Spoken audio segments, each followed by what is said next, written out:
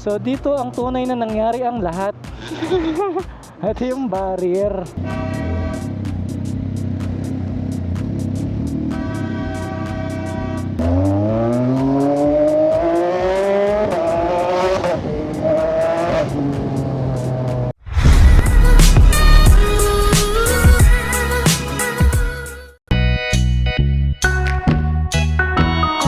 Nilayo ko naman yung mic ko sa aking bibig, hindi siya nakatutok siya sa cheek pad.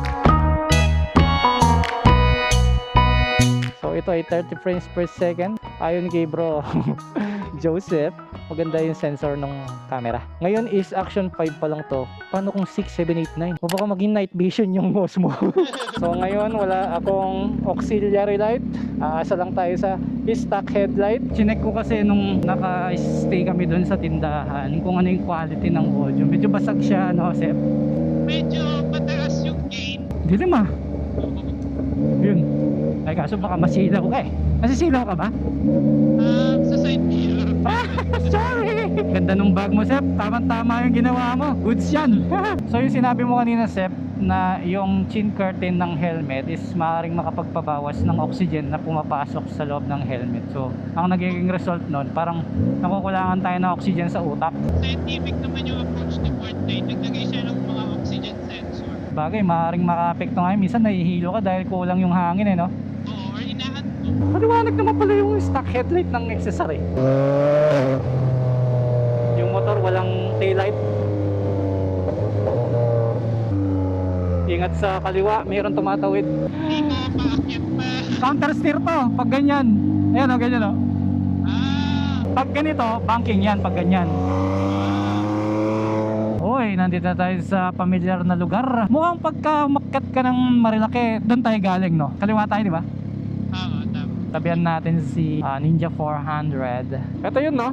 Pag gumanyan, Marilake. Tapos ito yung pa-Manila na, no? Ito na yung tulay, no? So, dyan na mag-u-turn yung tren. So, yung driver ng tren yan, nandito siya sa dulo, then maglalakad papunta sa kabilang dulo, no? Pwede kaya hanggang Marilake yung tren, no? Grabe, paano yan? Ganon-ganon din yung tren, no? So, ang pupuntahan natin ngayon is gas station kung saan Nangyari yung lahat.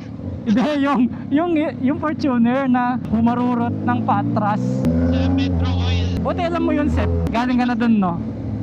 Hindi, sinabi ko trending now. So lumabas yun as trend. Manila, ang ganda ng pasyo, oh. Siguro pag pinalowert ko yung sa akin, parang ganyan siya. Op. Sorry, boss. Okay lang, boss. Sa kaliwa ka kasi. Oo nga, no. Lala. Banking yung makapasok, oh.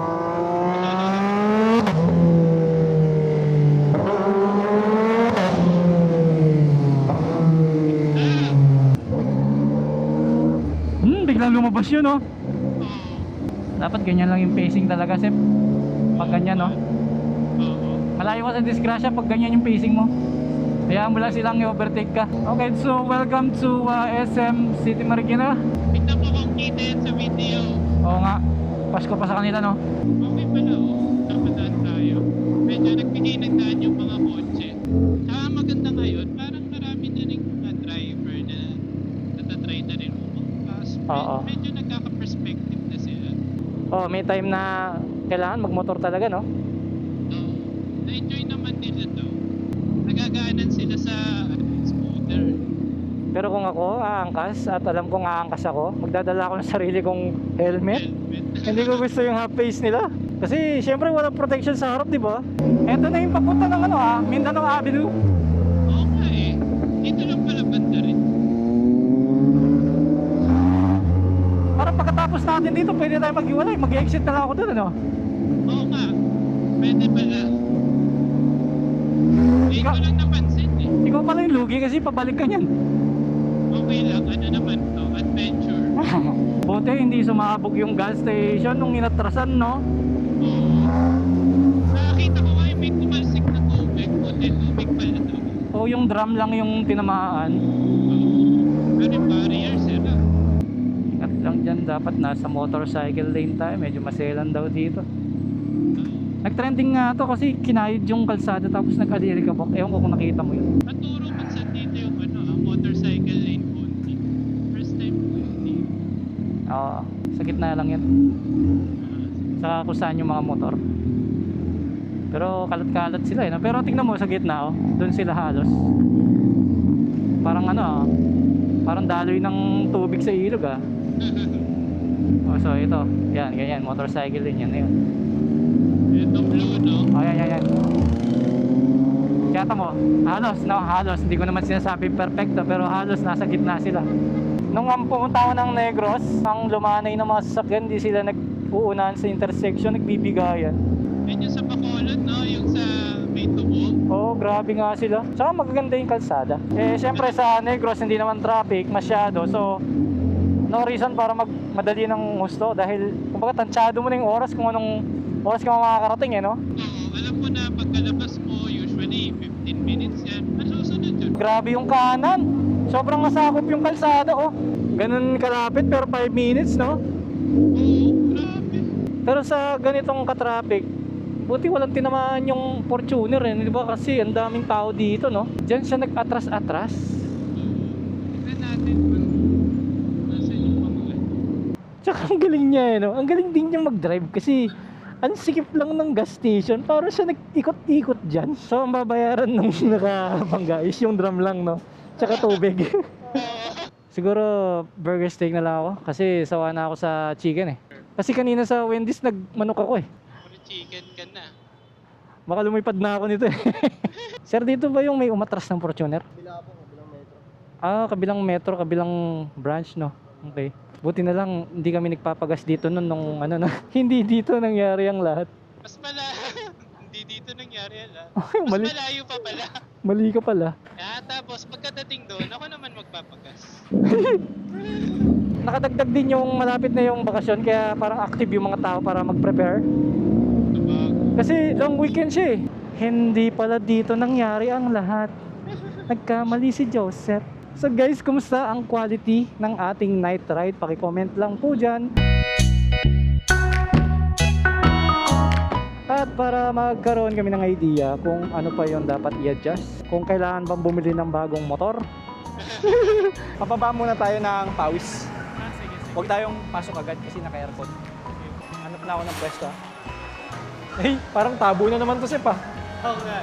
Chinek ko yung video and audio quality ng action camera. Maliwanag nga siya. Ang nakakalungkot lang, tinry ko siya ng naka-vlog na. Pero okay lang din kasi parang na-share natin sa kanila, di ba? Kung ano yung result kapag ang gain niya is 0. Minsan curious din tayo paano natin malalaman kung di mo susubukan, di ba? Anong difference niya kung siniro mo? Wala, no idea eh. Nakatulong tayo, di ba? Nakat na natin yung experiment phase. Nag-shortcut kagad sila at agad-agad maganda. Sakto, Sep, naka-go. 90 seconds. Let's go. Alpha. 10-4. Ah, ito nga kasi may center island. Ayan yung puno na may nag-video. Malamang. Ayan yung kulay blue na drum. Asan? Ayan, sa may sira siya. Asan? Ito. Ah, oo nga, no? Pero matibay, hindi siya nasira, ah. Ingat tayo, may SUV. Ay, ayun yung barrier. O, diyan ka magpagas. Sige. Bukas naman, di naman na-damage, eh. Pero parang Ayun yung barrier na sira. So, dito ang tunay na nangyari ang lahat. Ito yung barrier. sigurado na. Oo nga. Uy, nagalaw pa, oh. So, laking bagay na may barrier yung gas pump nila, no? Oo, kung di. Pati ito, kung ito, Oo, nawala. oo, ah. Dito nawala ang lahat. Dito sumabog ang lahat. Ito yung tumapon na drum. Pero tibay niya, hindi nasira yata. Ay, oo nga, no. Mas matibay pa yung drum dito sa semento. Hindi pa pinalitan lang nila. I-confirm mo ngayon kung dito ba talaga nangyari ang lahat. So yung nag-video, malamang nasa Starbucks. Oo. Medyo parang nakakatamad mag-road rage doon kasi busy yung kalsada. Minsan yung road rage namimili din ng lugar, eh, no? Ang weird kasi dito, mas maluwag doon. Mas Masig, oo. Mukhang sumayad siya doon. Except kasi may gas kasi.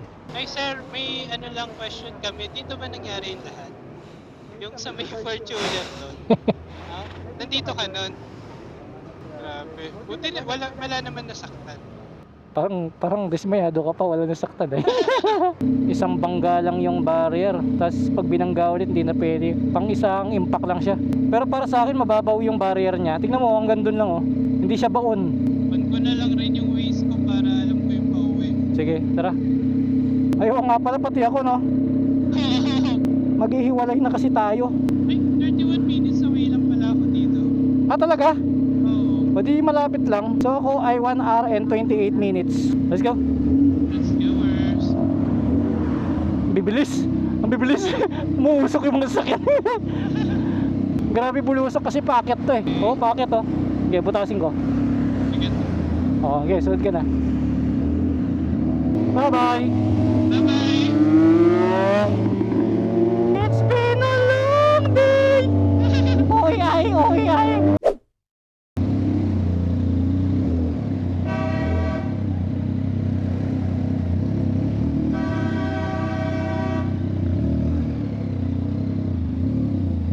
Ay, iwas sa road rage. Chill lang, chill. Huwag masyado mainit. Nako, nako, nako. Nakakatakot. May angkas pa siya.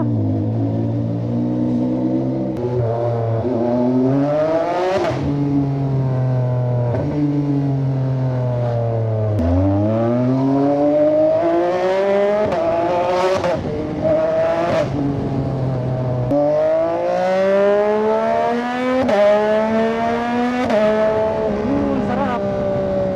Kamusta kaya yung wind noise? Bali sinusubukan ko pa ngayon eh. Para sa bagong setup.